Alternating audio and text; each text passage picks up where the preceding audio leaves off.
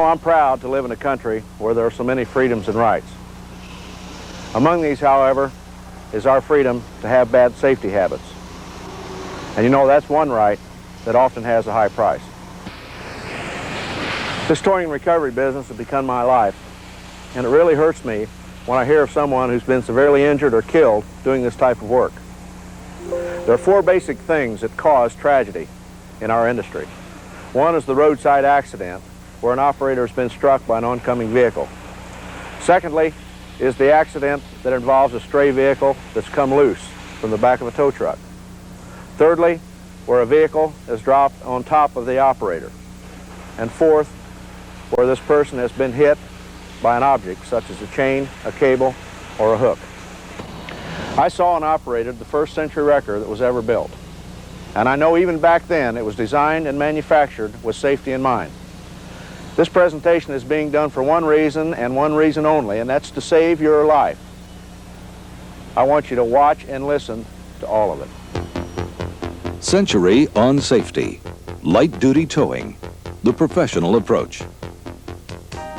Century is committed to providing safe, high-quality, and innovative equipment to the towing and recovery industry.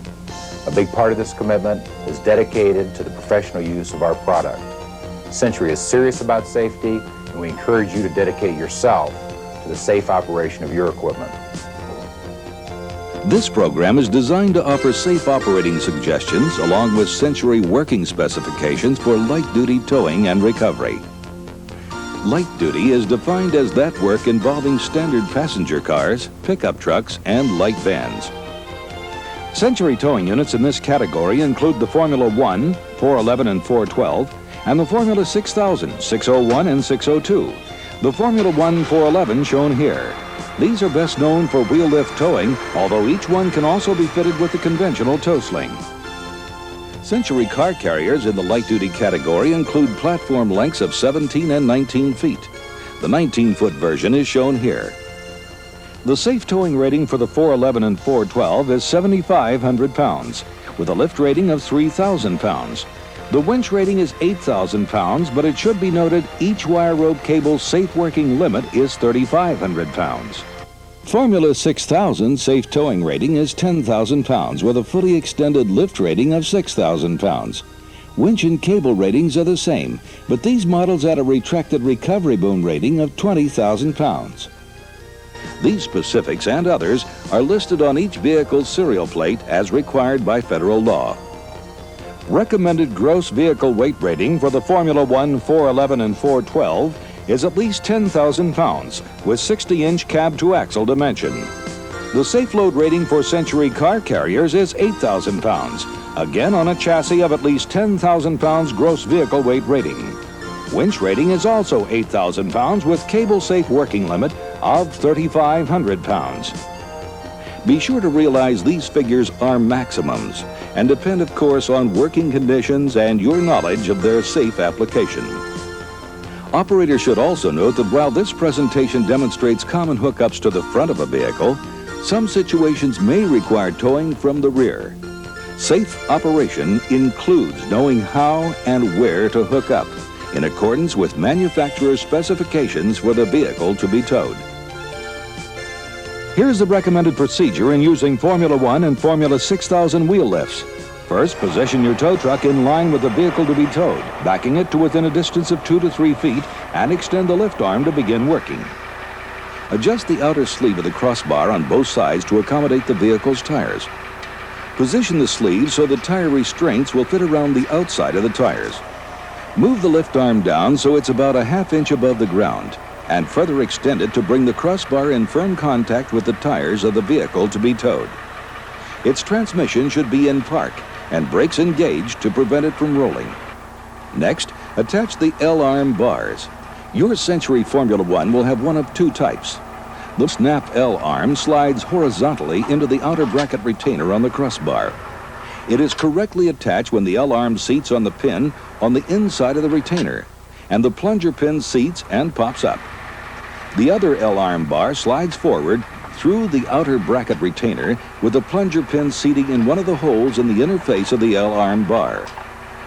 With either model, Be sure the plunger pin has made full contact and is tight. Put the vehicle's transmission in neutral and release the brake. Use the lifting arm to raise it so the tires lift about 4 inches off the ground. Now, attach the tire safety straps. Start by releasing the ratchet and pulling out about 5 feet of the strap.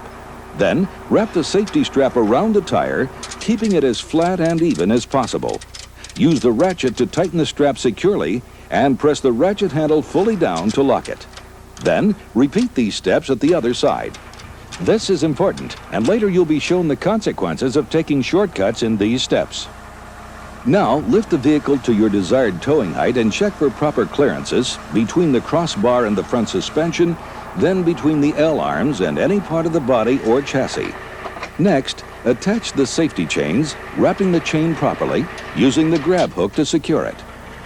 Cords and hooks on the interface of the crossbar keep the chain from dangling. Feed any unneeded chain back into the tailgate pocket and secure the chain in the keyhole slot.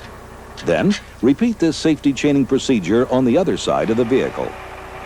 Do a final inspection, checking for proper ground clearance all around the vehicle. Then, retract the lifting arm if needed, using the in-out control lever. Be sure there is proper side clearance for turning, and when you're satisfied that your hookup is good in all these areas, proceed with caution in normal towing. Although not shown here, the use of towed vehicle warning lights is recommended and in some states required by law. Procedures for using the conventional tow sling start the same way, with positioning your truck in line with the vehicle to be towed. First, lift the sling up from the deck and then lower it into position. Then, release the 2 T-handles on the lower extension tubes. Slide the lower crossbar out and under as needed. Attach towing chains on either side by using J or T hooks as required. Hook the chain onto the lower crossbar first, then bring it up, hooking it again on the upper crossbar of the sling. Then, repeat this sequence at the other side. Both sides must be properly chained for towing.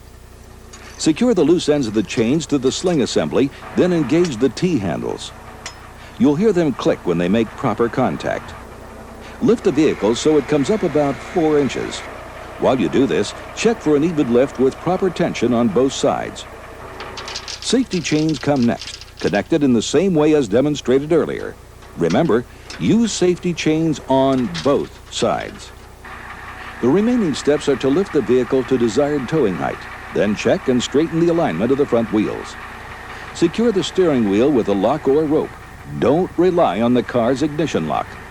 Finally, make a walk-around inspection, checking for sufficient clearances, mainly with the rear bumper and exhaust system, and when you're satisfied, go ahead with normal towing.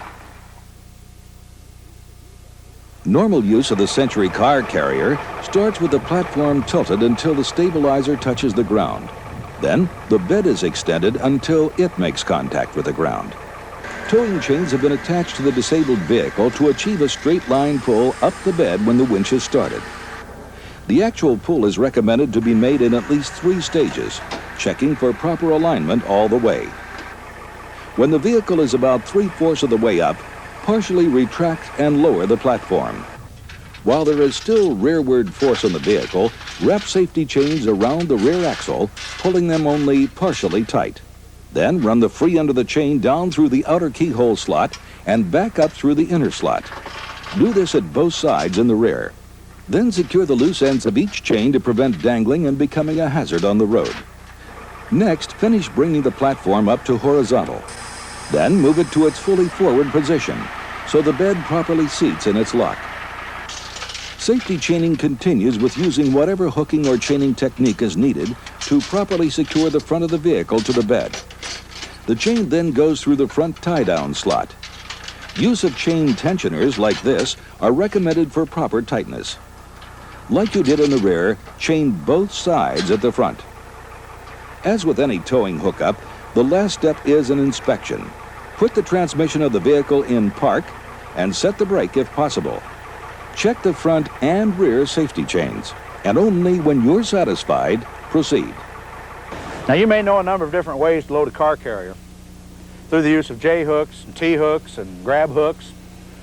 What I'm trying to point out today is the importance of safety chains. Now, most of us commonly use the two chains in the rear to keep the vehicle from moving forward. But the two chains in the front are extremely important to keep the vehicle from moving rearward and falling off the bed. That is, in case the winch cable should break or the chains that are connected to the winch cable should break. Oh, one other thing. I know of no reason why you or anyone else should ever get beneath that bed. When the vehicle to be towed has front-end damage to the extent it prevents proper use of the wheel lift, and damage to the tow sling would also result, a modified approach called short chaining is recommended. Ross demonstrates an effective method. First, position the lower crossbar of the sling as close to usual position as possible. Find secure points on the frame to wrap your chains. These points must be strong enough to bear the load of the vehicle. Connect the chains to the lower bar and safety wrap. Then raise the tow sling until the T-handles snap into place. After this, lower the top crossbar of the sling. Attach the chains to the top crossbar and secure the loose ends. Lift the vehicle as usual and then hook up the safety chains. Don't overlook this step. In many instances, a vehicle damaged to this point will also require getting under it to free the drive shaft, the brakes, or a park pin. To prevent the vehicle from falling, resulting in your being crushed or suffocated, take these important precautions.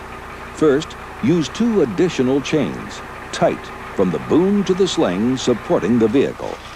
Second, use safety stands for additional support and chock the wheels. Then, proceed with whatever under the vehicle needs you may have without lingering. One of the things that we seldom do is to take the extra time to secure a vehicle so that it won't fall. I've known quite a number of people in recent months who have been severely injured or even killed because they were pinned beneath a vehicle, towing operators. I know you might think you're such a professional and you've got such experience and you've got all of this new equipment that all this extra effort that we've gone through is ridiculous and silly. You don't need to do it. Well, let me tell you, the people you're working with and around are looking to you and depending on you to be safe. Conduct yourself like a professional every day. Take the extra steps to be sure. In this example of a fairly routine recovery, the vehicle is found abandoned off the road and in a ditch. A simple configuration using single cable winching will be used to bring it back to the roadway, where a normal hookup can then occur. The towing unit is positioned to accomplish the pull in the straightest, shortest reasonable path toward the center of the road. Chains are properly attached to the front of the car to help it stay on line as it moves. The transmission is in neutral. Brakes are released. This recovery will be done in 3 stages. First, with the unit near the embankment but still mostly on the road. Most of the winching will be done from this point. When the car comes to within a few feet of the truck, the wheels are chocked, the gear selector put in park, and the cable released. The tow truck is then moved further out into the road, the cable reattached, transmission back into neutral, and the pull resumes. Notice how the operator is always alert to passing traffic, even though law enforcement is on hand for traffic control. Also, notice how the boom is now lowered for more efficient pulling. This also lowers the tipping moment of your recovery vehicle. When the car is nearly on the road surface and a normal hookup can be accomplished, winching stops. The front wheel is chocked again, the transmission is set into park, the brakes set, and the cable unhooked. The remainder of the work now follows hookup procedures as recommended earlier, in this case, using the tow sling. You know, there are a couple of points I'd like to make regarding this roadside recovery operation that's basically normal. The first problem, of course, is the traffic. You have a responsibility when you're going to be in the roadway to get trained, qualified traffic control, either through law enforcement or through your local Department of Transportation. It's important that you take the safest, most convenient route back to the highway when winching that vehicle. Think the process through. And the other thing is this J-hook. Under no circumstances will you ever use the J-hook to do vehicle recovery. Always use a chain and a grab hook. Take the time and be safe. One of the more common but least noticed causes of damage and unsafe towing is what can best be called the hurried hookup. Time is money, but if you've quickly placed a J-hook like this or this, your chain work has become sloppy. Or you've skipped a final walk around with this kind of result. The answer is simple. Pay attention. This is a classic mistake. What's wrong? The load is too great. Not enough weight remains on the front axle, and this driver is not in control.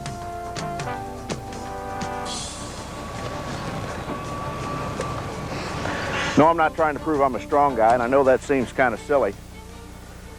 But things like that are happening around the country hundreds of times each day. Towing operators trying to tow straight trucks, small dump trucks, school buses, even armored cars with light and medium-duty tow trucks. The very idea of trying to tow a truck that's 2 or 3 times the weight of the tow truck itself is just unheard of. It's unsafe. Don't do it. In our last example, Russ demonstrates the consequences of another common shortcut. Watch.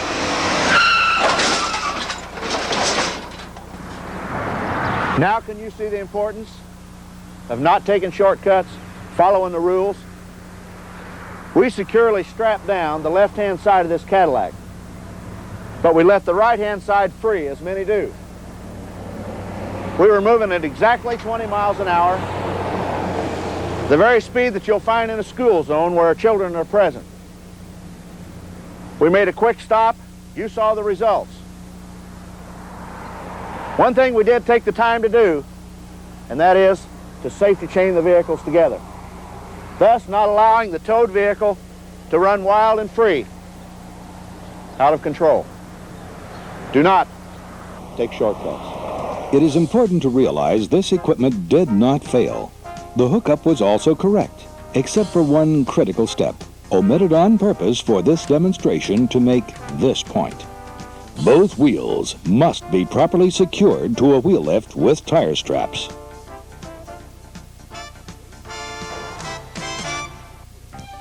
A good common sense preventive maintenance program for all of your vehicles is of course up to you. For Century towing units, maintenance recommendations are included in your owner's manual. Here, we won't repeat all those points, only those which are critical to proper operation.